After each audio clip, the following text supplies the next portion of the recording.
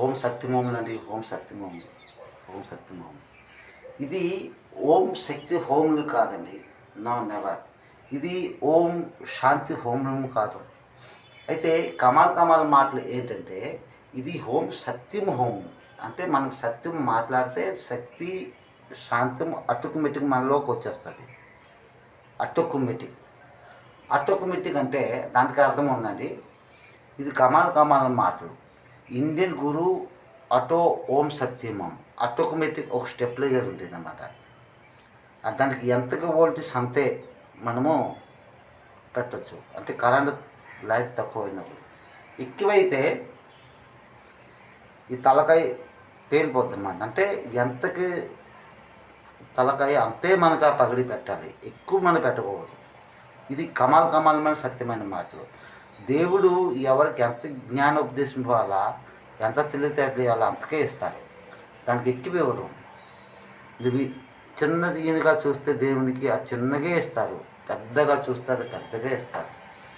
ఎవరి కర్తవ్యము ఎవరికి ఎంతవరకు ఇవ్వాలో అంతవరకే ఇచ్చాడు దేవుడు.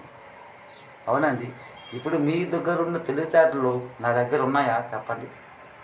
ఉన్నాయా? లేవు. నా దగ్గర ఉన్న తెలివితేటలు మీ దగ్గర లేవు. మీ దగ్గర ఉన్న తెలివితేటలు నా దగ్గర ఉన్న తెలివితేటలకి తెలుసుకోవాలంటే మనం సంఘర్షణ చేసుకోవాలి, సంవాదం ఆడాలి, అంతరంగం మాట్లాడాలి. ఆ మాట్లాడితే మనకి నీ తెలివితేట ఎంతో నా తెలివితేటలు ఎంతో మనకి బయటకు వస్తాయి.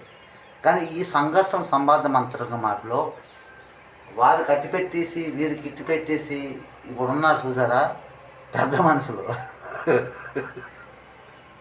సంఘర్షణ చేస్తుంటారు అన్నమాట. ఏంటి భార్యాభర్తల్లో కూడా వచ్చి తీర్పులు ఇచ్చేస్తుంటారు. ఎక్కువ మన మహిళ లేడీస్ తరపున ఎక్కువ సపోర్ట్ చేస్తుంటారు. అంటే మేము పెద్ద హీరోలు అనుకుని, కాకపోతే ఆడంత జీరోలో వాళ్ళకే అర్థమవుతుంది. ఇది కమాల్ మాటలు. ఆ భార్యాభర్తలకు అనేది ఒక దగ్గర పెట్టేసి మీరు సంఘర్షణ చేయాలి. అదే మీకు న్యాయము ధర్మము మీకు తెలుస్తుంది అన్నమాట.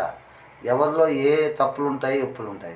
వాళ్ళు కట్టిపెట్టేసి వీళ్ళు కిట్టిపెట్టేసి సంఘర్షణ చేస్తే మధ్యలో పెద్ద మనుషులే అక్కడే వాళ్ళ మీదే శాపాలు ఏంటి దరిద్రాలు ఇవన్నీ వాళ్ళకి చుట్టుకుంటాయి. ఇది సత్యమైన మాటలు. భార్యాభర్తలు అంటే ఏంటనుకుంటారండి? ఏంటి భార్యాభర్తలు అంటే ఆ దేవుని యొక్క ఆ స్వర్గంలోకి వెళ్ళడానికి అవి రెండు రెక్కలు అన్నమాట. అలా ఎగిరి ఆ స్వర్గం లోపలికి వెళ్ళగలం. ఇది సత్యమైన మాటలు. వాళ్ళకి మనకు వేరుపరచడానికి మహాపాపం అండి.